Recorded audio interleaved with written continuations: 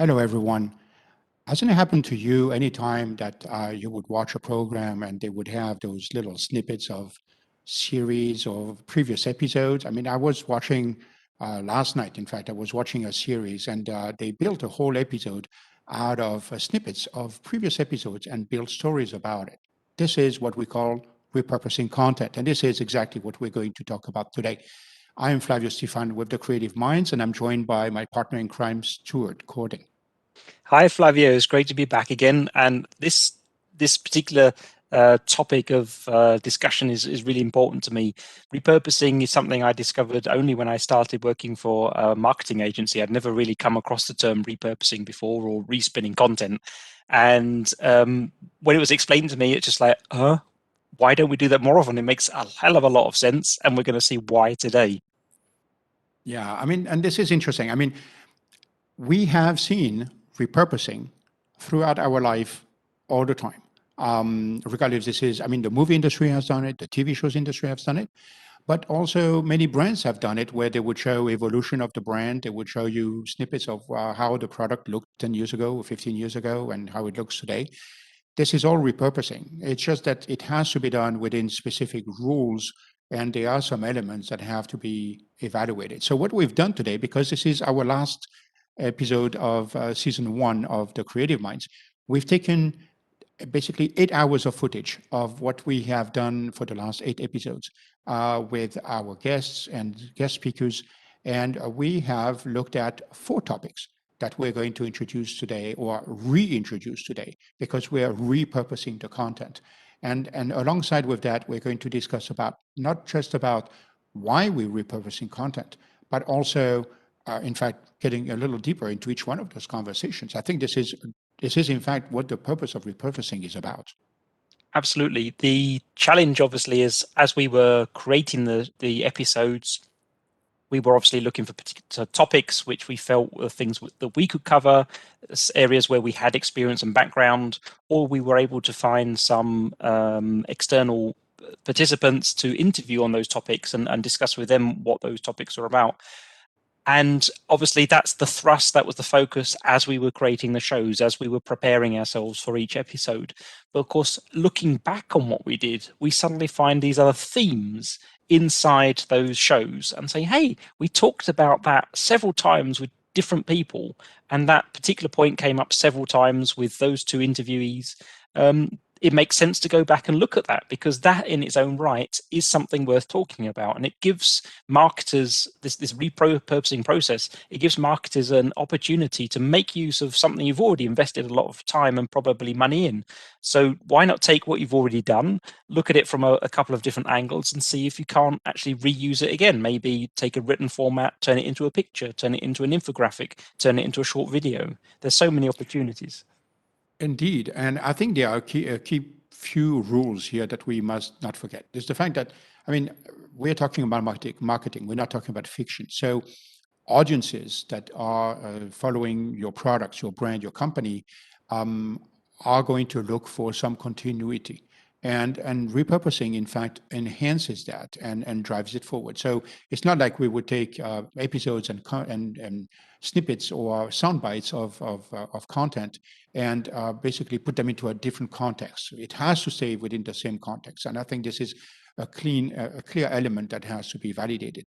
I think the second one is the fact that it allows to get a little deeper and pull the essence out of what the discussions has been and in fact drive the audience to think further and potentially drive the audience to even watch the whole episode or read the whole article again Yeah. that gives a context around. And you're writing a lot, and Stuart, and a part of that, I think, picking those little pieces might trigger the attention or curiosity of the reader or the viewer.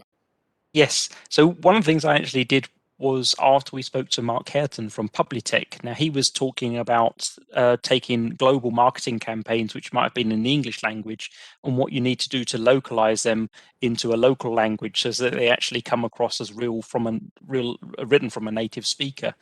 So on the platform Medium, I actually wrote an article which was based upon some of the preparation we did for the show. We wanted to find out, how challenging is it to translate something?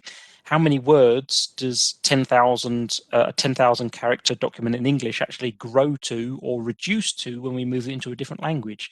And so I took that background research and I expanded upon it, and also drew in some of the feedback that Mark gave us during the show and turned that into an article on Medium. And from there, of course, we can link back to the show and say, if you want to find out more about this particular topic and what transcreation means, then you can come back and look at the show. And that's actually one of the clips I think we've included for today as well. So if you're watching, you're lucky because you're going to find out.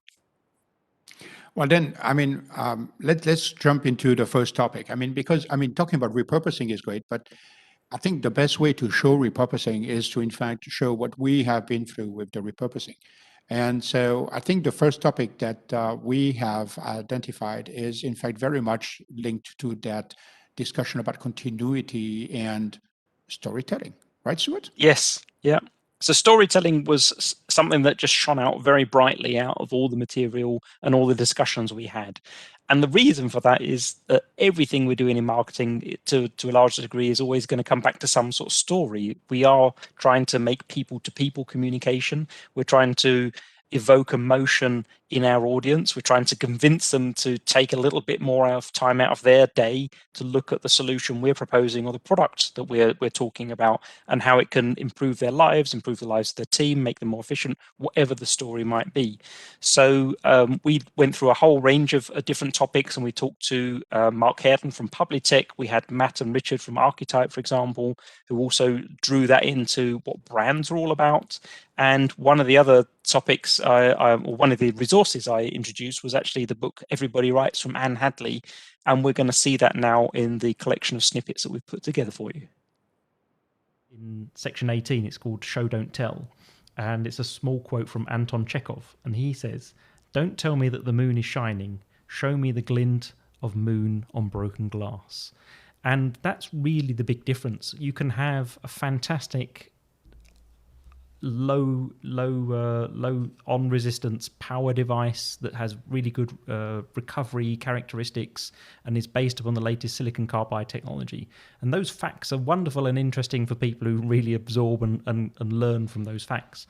But that device could actually be the difference between getting to my destination on time in my electric vehicle or not, because the efficiency improvements that it offers adds me the extra 4 or 5 kilometers I need for my journey. Yes, so you would take a genuine translation and then look what actually the basic original English content wants to say, or what messages does it want to bring across. And then you take a German technical writer and he rewrites it in a German way as a native German speaker would do it, taking the same messages, but creating a completely different text. Your brand really, I think, is this sort of promise of a specific experience. It isn't just your name, it's not your logo, it's not how you show up, but actually it's about the story that you want to tell, and and why really should customers be interested, which actually I think is fundamental to any business. If you don't have that in place, then really, why should people buy from you, no matter what product, service, or solution it happens to be? We can talk about methodologies, we can talk about different approaches. Ultimately, it's about clarity and focus. It's clarity about, what it is that you do, and it's the focus to invent a strategy that will help you to get to that, to more people. And it's as simple and as complicated as that. And so, yeah, it really is about having a very clear story. Now, look, Now, Matt and Richard had hit the nail right on the head there. It was all about the clarity of what you do. And if you have clarity about what you do, then it's very easy to get that story out there and build upon the messaging you're creating. So that was great advice from them.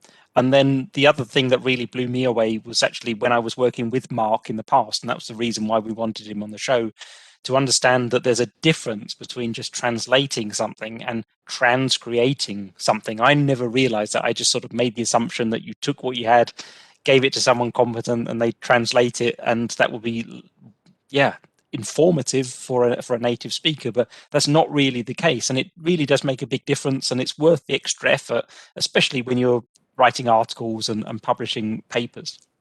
Yeah, I mean, I think it's so great to see also part of the repurposing discussion is to see the evolution of what the creative minds have been through, right? I mean, when we see the initial studio that we have and what we're doing today, I think it's interesting to look at how that evolution has happened and how our guests have been part of that evolution driving forward. And I give a hat out to all the participants that have joined us and our great guests that have joined us for the first 8 episodes.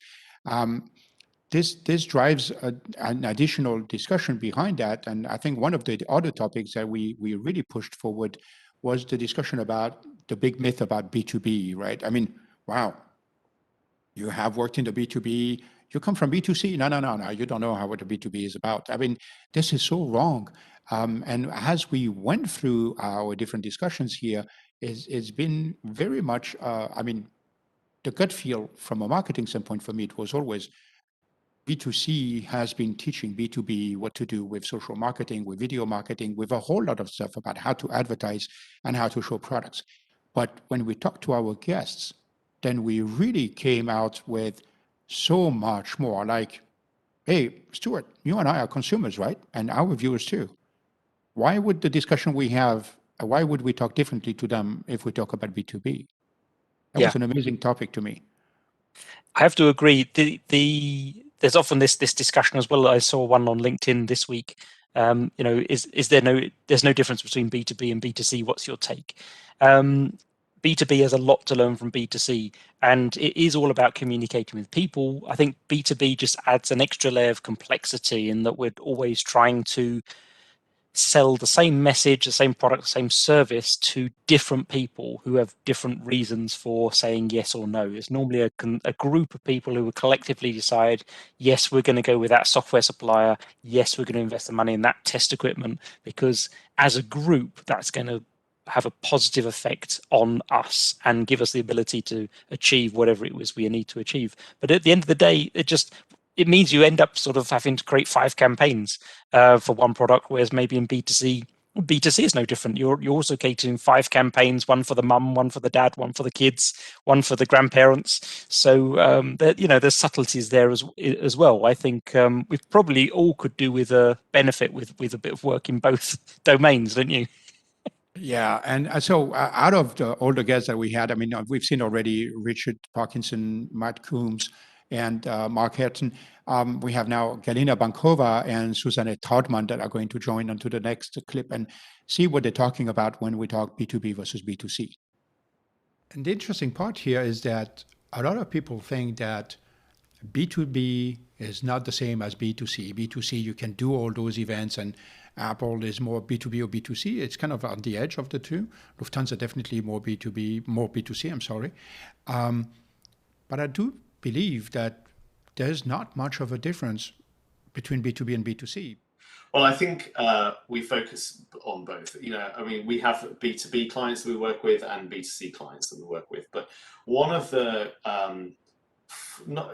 things that some of our B2B clients forget is that actually the people who are buying your services are consumers, right? And so why would you adopt your language and tone to kind of become really formal and really conservative? Because actually, who wants to buy from somebody that's going to leverage a solution? Right, you never say those words in a conversation. Well, at least I hope you don't. You certainly never say them in a bar.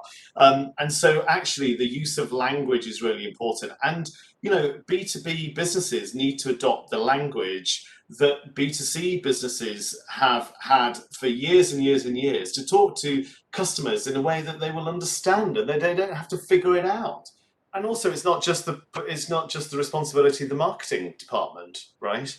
Actually, businesses spend so much time looking at spreadsheets, numbers, and all of that kind of stuff. If they devoted the same amount of time to looking at their brand and what they stand for and the difference that they make in the market, those numbers would go through the roof.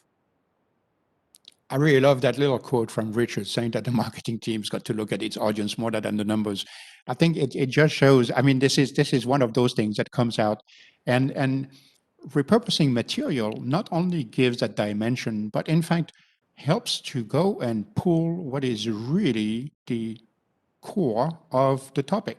And part of that, I mean, it's not an easy piece of work. I mean, we prepared this episode. It's probably one of the episodes that has taken the most time for us to prepare, right, Stuart?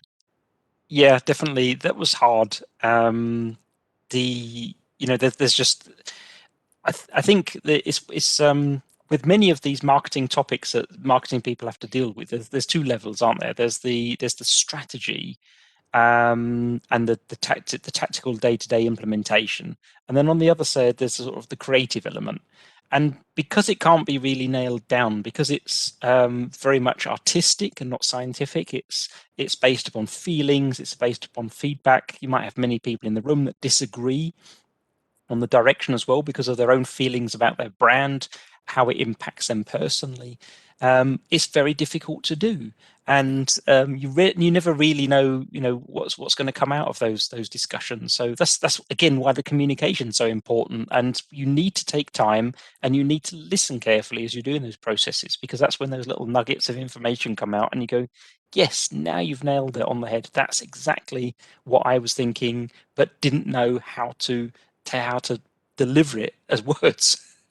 And I think this is the very interesting part out of the building of this episode is the fact that we had to sift through 4 hours of footage, which might sound like not being too much of a big deal, but the fact is you have to be very attentive to what the content is and be very focused. And in fact, the next topic we're going to talk about is communication within the company and how marketing fits into that and how it goes with creating brand ambassadors and about how is it that product marketing is talking with marketing and how they interact together.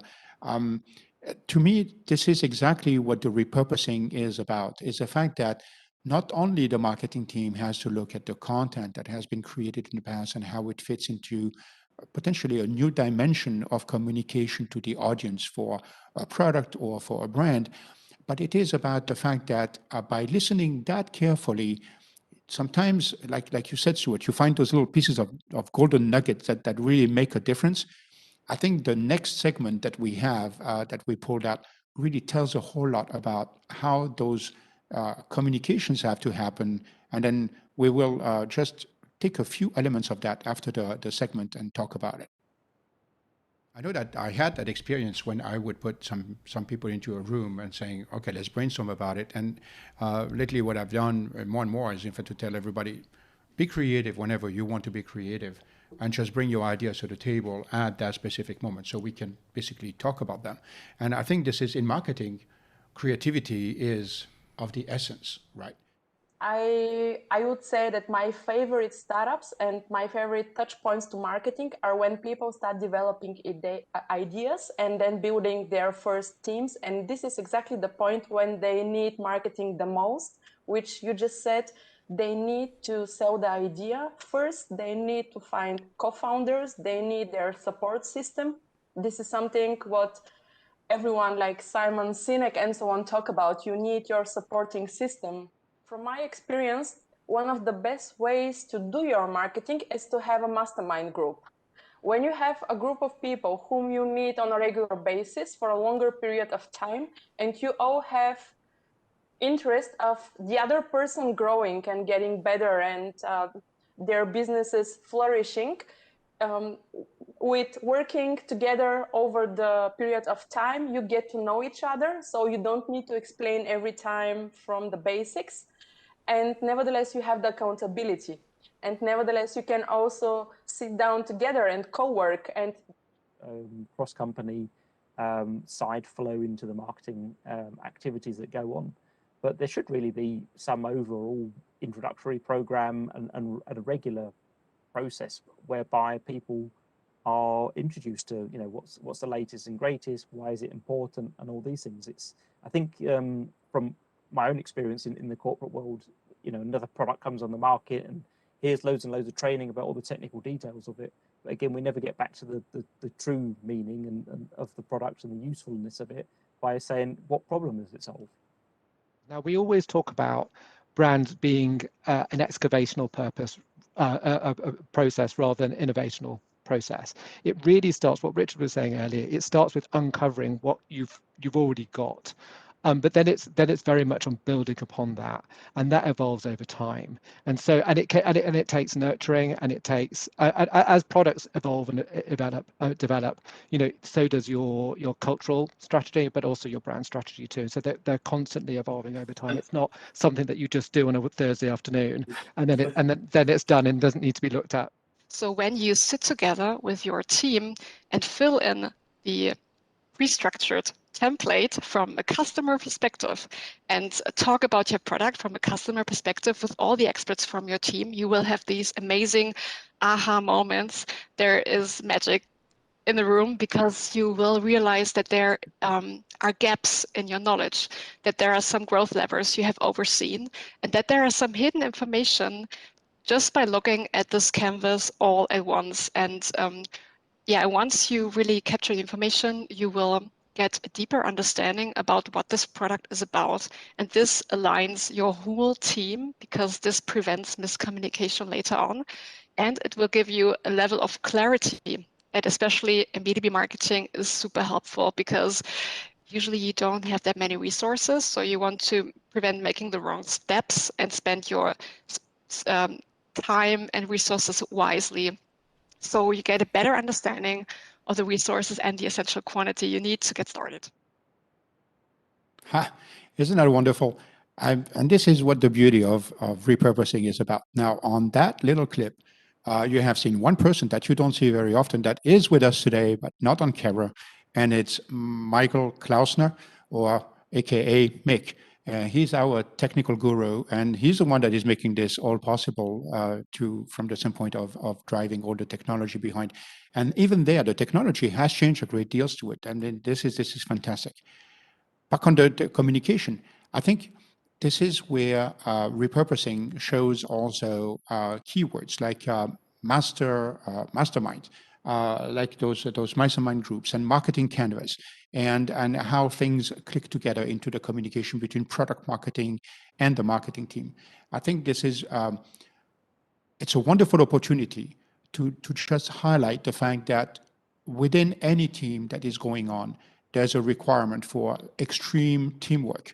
Repurposing content has brought our team into a mega massive amount of communication from the standpoint of finding out what we want to talk about. What is it that is worth repurposing out of 4 hours of content?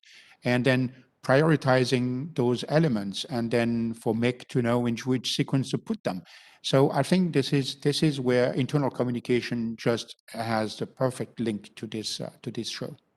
Exactly. And I think the other important thing about this repurposing process is what I like to call little mind explosions that come along the way. One of the things I loved in that section of clips was when you were talking about that you should be able to be creative when you want to be, and then come to the table, for example, in a workshop. And I think as we discussed then, I find it relatively easy to be creative. I feed off other people, I feed off other ideas, and then things happen and stuff comes out. But that isn't the case for everybody. And workshops are almost like this switch. Oh, now you've come to our show, come to our meeting. Now you need to be creative. Now we're done with the workshop. You can switch creativity off. That doesn't happen. That's not realistic. And that gave me a sort of great insight into other ways of running and organizing workshops, especially if you know the people you're working with. And the other big one, of course, was Susanna with her marketing canvas.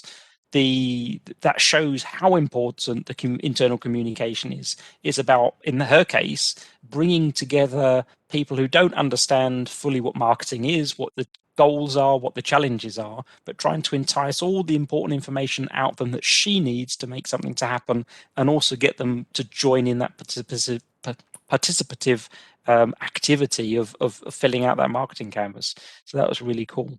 Yeah, and I think this is, let's put it this way. that is exactly the purpose of repurposing. And if you're looking and if you feel a little shy about repurposing content, I mean, for sure, don't be, but it takes a little time, it takes a little effort, but it is so worthwhile. Not from the standpoint of saving money or saving to find new speakers, but from the standpoint that it is, in fact, an element of validation about what has been done into your previous articles, broadcasts, campaigns that you might have done. Now, we're coming close to the end of this show already, but there's a last little piece that we want to show you. And Stuart, I think you're the one that really has been, in fact, finding that golden nugget. Exactly. So this is another one of my little mind explosions. So as we were going through all of these shows that we've done, we were looking for specific things, topics that come up time and time and again. But there were also some things which just didn't seem to fit into any sort of category. But there were definitely insightful moments where somebody said something and you thought, that's really helpful, that's really important, that fills a gap in many people's knowledge, because you wouldn't have thought of that, even though everybody seems to know what that topic means, how you implement it, how you execute it. So this next series of clips are just some insights that we garnered throughout the shows, which I thought were some really interesting, brought some interesting points to life. When you look around, you've only got to watch television in an evening. You sit there and watch a television show. We all know how they're put together. You can sit there and analyze and pull apart all the pieces of the television show. And it's quite clear what works well. If you've got a competent host who understands the topic and is able to guide the direction. And today, you're increasingly seeing social media being integrated into that experience as well. So you've got people at home participating on Twitter with a hashtag. They're not only participating in the show, they're actually guiding the direction it's going to go in. Galina, do you see is 5 the right number for getting a sweet spot for founding and getting a successful startup off the ground? Or what have you seen? In the beginning of you telling the story, my heart started screaming, because the biggest problems that startups have, from my experience, is misunderstandings within the team, having different visions, having different structures about the organization, about the strategy, how fast to develop, launch product, and so on. So I would say until product is on the market and the break-even point has been achieved, 5 is, of course, not always, but from the cases that I have seen, I would rather start in a team of 2 or maximum 3 people. The less people, the less the misunderstandings possible, and then work with consultants, work with people who help you with specific advice. Now, that last bit there with Galina was absolutely brilliant. I posed my question based upon my experience, something I'd read, something I felt deeply was a correct method, a way of starting a startup and how to get your business team together. And she didn't just tell us another rule or another way. She showed us emotion there. She said, "Oh no, I've got stomachache thinking about that." And I thought that was brilliant. And that open way and truthful output is refreshing. It's great to hear that, and allows you to challenge your own ideas and ways of thinking, and also talk to other people who've experienced in a different way and can say, hey, it doesn't have to be like that. We can do it in different ways as well. So yeah, a great roundup, I think, for today's repurposed clips. And I'm really, really excited to see what's going to come in season 2. Flavio, what have you got for us? Oh God! I mean, this is not just me, but we have some really cool speakers that are lining up for season 2. I think this is going to be just a continuation of what we have done for season 1, with also our learning and continuity and things that are moving forward. So I just can't wait for all of you to join us. 19th of April is going to be the restart of the Creative Minds season 2, episode 1. Followed by May 3rd.